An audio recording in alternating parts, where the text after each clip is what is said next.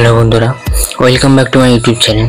আজকের ভিডিওতে তৈরি করে দেখাবো কিভাবে আপনারা 3.7 ভোল্ট ব্যাটারির সাহায্যে একটি 220 ভোল্টের এলইডি লাইটকে খুব সহজে চালিয়ে দেখাতে পারবে। অর্থাৎ 3.7 ভোল্টের একটি ব্যাটারির সাহায্যে কিভাবে 220 ভোল্টের একটি লাইটকে চালাতে পারবেন, অর্থাৎ একটি স্টেপ আপ অর্থাৎ ইনভার্টার সার্কিট তৈরি করে দেখাবো এই ভিডিওর মাধ্যমে।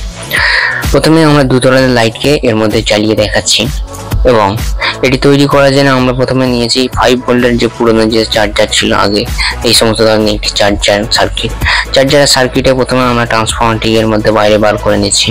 এই ট্রান্সফরমারটিকে আমরা ডিসোল্ডারিং করে এর মধ্যে বার করে নিয়েছি। ট্রান্সফরমারটি 6টি পিন আছে।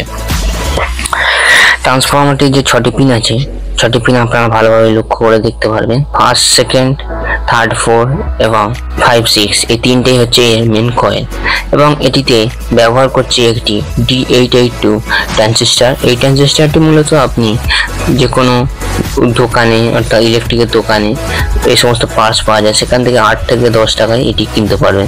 এবং যদি আপনার কাছে বাড়িতে পুরনো মসকিউটো ব্যাট পড়ে থাকে, সেই মসকিউটো ব্যাটে আপনারা এটি পেয়ে যাবেন এবং এটি হিট হবে, যার কারণে আমরা তাতেও একটি সিলভারের অ্যালুমিনিয়াম সিটের উপরে এটিকে ভালোভাবে একটি স্ক্রু সাহায্যে আমরা অ্যাডজাস্ট করে লাগিয়ে নিচ্ছি।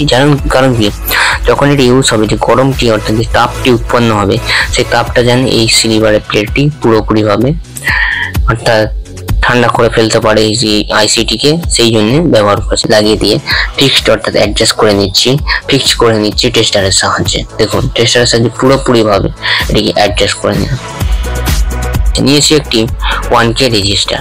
এই 1K রেজিস্টারটি এই সার্কিটেতে অর্থাৎ স্টেপ আপ করার জন্য ব্যবহার করা হবে। এটি হচ্ছে একটি 1 ওয়াটের 1K রেজিস্টার এবং এটিকে ট্রানজিস্টরের 3য় পিনের সাথে আমরা প্রথমে লাগিয়ে নিচ্ছি। দেখুন কেমন ভাবে লাগাচ্ছি। ট্রানজিস্টরের 3য় পিনের সাথে লাগিয়ে নেওয়ার পর এরকম দেখাচ্ছে এবং প্রথমে এবারে আমরা ট্রান্সফরমারটিকে নিয়েছি। ট্রান্সফরমারটি এটি হচ্ছে এই সার্কিটে যখন ইউজ হতো এর জন্য, অর্থাৎ 220 ভোল্ট থেকে 5 ভোল্ট করার জন্য, কিন্তু এখন এটি 3.7 থেকে 220 ভোল্টে রূপান্তর করবে। যার কারণে আমরা প্রথমে কি করছি, যে সেকেন্ড পিন এবং থার্ড পিনের সাথে একটি লাল ছোট ওয়্যার এর মধ্যে ইউজ করছি। সেকেন্ড এবং থার্ড পিনের সাথে ছোট ওয়্যারটি ইউজ করার পর ট্রানজিস্টরের 2য় পিনকে আমরা যুক্ত করছি ট্রান্সফরমারটিকে ফার্স্ট লেগের সাথে।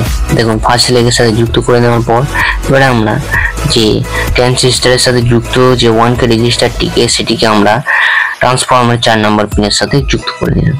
ট্রান্সফরমারের 4 নম্বর পিনের সাথে যুক্ত করে নেওয়ার পর এবার আমরা কি করব, দেখুন সার্কিটটি কেমন হয়েছে। দেখুন, ট্রান্সফরমারের 2য় পিনের সাথে যুক্ত করেছি এবং ট্রানজিস্টরের 2য় পিনটা ট্রান্সফরমারের ফার্স্ট পিনের সাথে আমরা যুক্ত করে ফেলছি।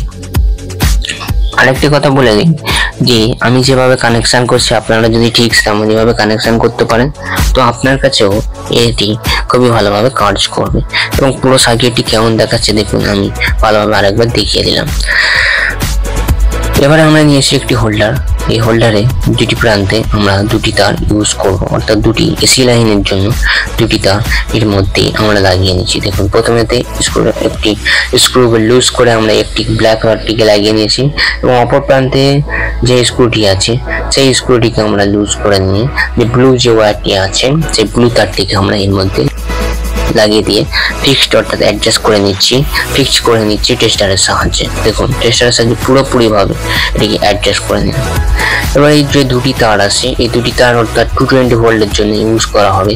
এই 220 ভোল্টের জন্য যে 2টি তার নিয়েছি, এই 2টি তারকে আমরা কত নম্বর পিনে ইউজ করব, সেটি হচ্ছে 5 এবং 6 নম্বর যে পিন আছে ট্রান্সফরমার, সেই পিনের সাথে লাগিয়ে ফেলবো। যার কারণে আমরা কি করছি, প্রথমে এর মধ্যে একটু রজন দিচ্ছি। রজন দিলে কি হয়েছে আপনারা ভালোভাবে বুঝতে পারবেন, যে সমস্ত ধরনের সোল্ডারিং হয়েছে সেগুলি শক্তপোক্তভাবে জুড়ে যায়। যার কারণে আমরা 5 পিনের সাথে একটি হোল্ডারে এক প্রান্ত যুক্ত করেছি এবং 6 পিনের সাথে হোল্ডার আর প্রান্ত যুক্ত করেছি। দেখুন সার্কিটটি কেমনভাবে আমি তার 2টি লাগিয়েছি, ঠিক তেমনইভাবে আপনারা লাগাবেন। কোনো রকম জোড়াজুড়ি করবেন না, একটার সাথে অপর প্রান্ত লেগে গেলে এটি কাজ করবে না। এবং এটি লাগিয়ে নেওয়ার পর এবার আমরা নিয়েছি একটি গ্রিন ওয়্যার। সেই গ্রিন ওয়্যারটিকে আমরা লাগাচ্ছি ব্যাটারি মাইনাসের জন্য ট্রানজিস্টরের ফার্স্ট লেগের সাথে। দেখুন ফার্স্ট লেগের সাথে লাগিয়ে নিয়েছি একটি গ্রিন ওয়্যারটিকে। এবার নিয়েছি আরেকটি রেড ওয়্যার। রেড ওয়্যারটিকে আমরা ইউজ করব যে ট্রান্সফরমারের দ্বিতীয় পিনের সাথে, অর্থাৎ যেখানেতে আমরা আগে থেকে একটি লাল তার ইউজ করেছি। এবারে এতে কানেকশন দেওয়ার জন্য আমরা ব্যবহার করছি 3.7 ভোল্টের একটি ছোট্ট লিথিয়াম ব্যাটারি 750 কিংবা 500 mAh, কারণ এর গায়ে কোনো রকম ভ্যালু লেখা নেই আপাতত। এবং এটি আমরা প্রথমে কানেকশন দিয়ে দেখছি যে এটি চলছে কিনা। এবার আমরা নিচ্ছি একটি RGB লাইট, যেটি 220 ভোল্টের ফিলিপসেতে আমি লাগিয়েছি আগে থেকে। এটি 220 ভোল্টের, যদি আপনারা কিভাবে বুঝতে পারেন তার জন্য এর সামনে থেকে PF ডায়োড কন্ডেন্সারগুলি লাগানো আছে, সেগুলি দেখে আপনারা বুঝতে পারবেন যে এটি 220 ভোল্টের একটি লাইট। এবার আমরা কি হচ্ছে এটি হোল্ডারের মধ্যে লাগিয়ে নিচ্ছি। লাগিয়ে নেওয়ার পর এবার আমরা লাইটটিকে পাশে রেখে এবারে কি করছি যে 3.7 ভোল্টের যে ব্যাটারিটি আছে ব্যাটারিটিকে প্লাস প্রান্তটি অর্থাৎ সার্কিটের প্লাসের সাথে লাগাচ্ছি এবং মাইনাস প্রান্তটি সার্কিটের মাইনাসের সাথে লাগাতেই দেখুন লাইটটি জ্বলে উঠছে। অর্থাৎ আরেকটি কথা বলে দিই যে এই সার্কিটটি যখন কাজ করবে এক ধরনের রেডিও ফ্রিকোয়েন্সি যেমন ধরনের আওয়াজ হয় সেই ধরনের আওয়াজের মধ্যে বাইরে বার হবে এবং আপনারা খুবই সহজে এটি বুঝতে পারবেন যে এটি কাজ করছে। কিন্তু এতে ভোল্ট 220 হলে কিন্তু অ্যাম্পিয়ার প্রচুর পরিমাণে কম, যার কারণে বেশি অ্যাম্পিয়ারের লাইট আপনি জ্বালাতে পারবেন না। হাইয়েস্ট অর্থাৎ আপনি 9 ওয়াট পর্যন্ত ইউজ করতে পারেন, তাতেও একটু আলো কম দেবে। এবং আরেকটি কথা বলে দিই যে এই ধরনের সার্কিট মূলত তৈরি করা একটু মজা করার উদ্দেশ্যে কিংবা হয়তো বাড়িতে আপনি এই ধরনের সার্কিট তৈরি করতে পারেন, যে ছোটোখাটো লাইট ব্যবহার করতে পারেন। হেভি পরিমাণে লাইট এর মধ্যে ইউজ করা যাবে না, যার কারণে এই ধরনের সার্কিট শুধুমাত্র খেলনার জন্য বলতে গেলে তৈরি করা, অর্থাৎ সায়েন্স প্রজেক্ট হিসাবে বললে চলে যে এর মধ্যে দিয়ে 3.7 ভোল্টের 220 ভোল্ট আপনি বার করতে পারছেন। এবার আমরা নিয়েছি এই যে আপনাদের দেখানোর জন্য আরেকটি 9 ওয়াটের একটি এলইডি। এটিতে 9 ওয়াটের একটি এলইডি দেখুন আমার কাছে ছিল এইরকম অবস্থা। 9 ওয়াটের এলইডিকে আমরা হোল্ডারের মধ্যে অ্যাডজাস্ট করে নিলাম। অ্যাডজাস্ট করে নেওয়ার পর এবার আমরা কি করছি যে 3.7 ভোল্টের যে ব্যাটারিটি ছিল সেই ব্যাটারির সাথে দেখুন সংযোগ দিতেই লাইটটি জ্বলে উঠছে। লাইটটি দেখুন জ্বলে উঠেছে, কিন্তু এর যে আলোর যে জোর সেটি কিছু পরিমাণে কম হচ্ছে, কারণ একটি ছোট এইটুকুনি ব্যাটারির সাথে যদি এত বড় লাইট চালাতে চান তখন আলোর পরিমাণ অনেকই কম হবে। দেখুন দুটি লাইট ভালোভাবেই চলছে, 9 ওয়াটের লাইটটি এবং RGB লাইটটি তো প্রচুর ভালোভাবে চলছে। তো এই ধরনের সার্কিট আপনারা বাড়িতে তৈরি করে দেখতে পারেন যে এই ধরনের প্রজেক্টগুলিকে, এই ধরনের যে সমস্ত প্রজেক্টগুলি আপনারা 3.7 ভোল্টের থেকে 220 ভোল্টের যে ইনভার্টার সার্কিটগুলি আমরা ব্যবহার করি সেই সমস্ত সার্কিটগুলি আপনারা বাড়িতেও তৈরি করতে পারবেন, খুবই সহজে। এবং এই সমস্ত প্রজেক্ট তৈরি করে আপনারা কোথাও সায়েন্স প্রজেক্ট হিসাবে ব্যবহার করতে পারেন, যে একটি ছোট এইটুকুনি ট্রান্সফরমার সাহায্যে 220 ভোল্টের একটি সার্কিট আপনি তৈরি করেছেন। এবং ভিডিওটি আপাতত এতটুকু। ভিডিওটি যদি ভালো লেগে থাকে তো প্লিজ চ্যানেলটিকে সাবস্ক্রাইব করে পাশে থাকবেন পরবর্তী ভিডিওর জন্য। এবং আমি প্রতিনিয়ত টেক ধরনের ভিডিও এর মধ্যে আপলোড করে থাকি। এবং পরে দেখুন আমি ফের আবার কি করছি যে 9 ওয়াটের লাইটটিকে আবার চালিয়ে দেখাচ্ছি যে এটি সত্যি কাজ করছে কিনা। এটি ফেক ভিডিও, এটি রিয়েল ভিডিও, যার কারণে আমি আবারও RGB লাইটটিকে আরেকবার চালিয়ে দেখিয়ে দিচ্ছি। আরেকটা কথা বলতে পারি, এই সমস্ত ধরনের অনেক ফেক ভিডিও থাকে যেগুলি কানেকশন সার্কিট ডায়াগ্রাম করেও আপনি সফল হবেন না, কিন্তু এটি রিয়েল ভিডিও।